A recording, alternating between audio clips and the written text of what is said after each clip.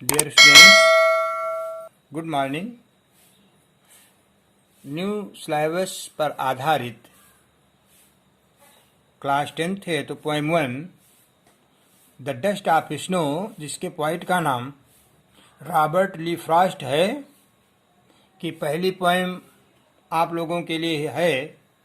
सबसे पहले इस पोएम को आप पढ़िए और उसका अर्थ समझिए। अर्थ समझने के बाद में फिर आपको इसके पैसेज के क्वेश्चन आंसर और उसके बाद में इसकी सेंट्रल आइडिया लिखाई जाएगी, जो आप लोगों के लिए बोर्ड परीक्षा है तो लाभकारी होगी।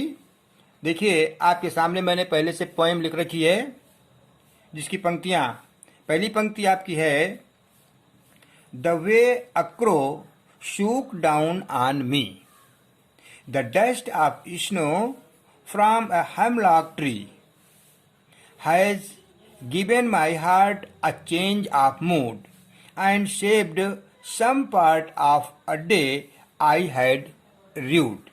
ये आपकी केवल इतनी पोएम्स हैं। सबसे पहले इसके हम डिफ़िकल्ट वर्ड्स आपके सामने लिखते हैं, क्योंकि डिफ़िकल्ट वर्ड्स लिखने के बाद में ही हम आपको इसका अर्थ क्लियर करेंगे।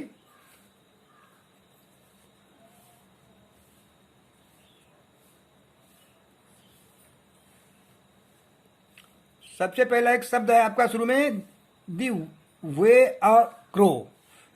वे, वे मीन्स तरीका या प्रकार। दूसरा एक शब्द आपका है सूक। सूक मीन्स हिलाया, SHOOK, सूक, हिलाया। एक आपका फॉर्म होता है सेक। सेक माने हिलना या हिलाना, shake, सूक, second.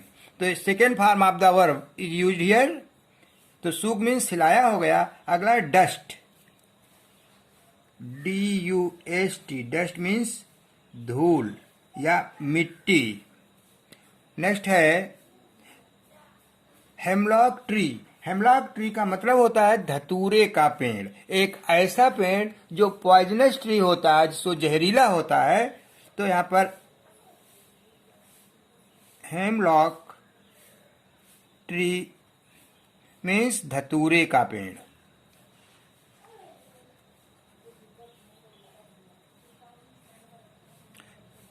Has given my heart A change of mood.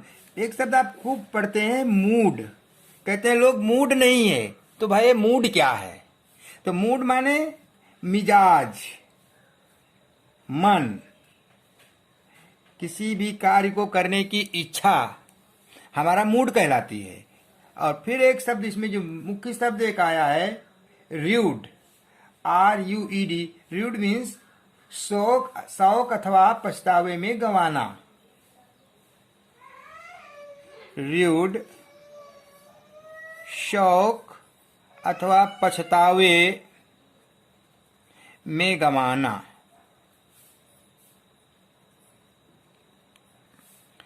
ये आपके डिफिकल्ट वर्ड्स हैं। On the basis of the difficult words I will try to express the sense of this poem. सबसे पहले लिखा हुआ है the way a crow shook down on me. यहां पर एक वर्ड नहीं दिया है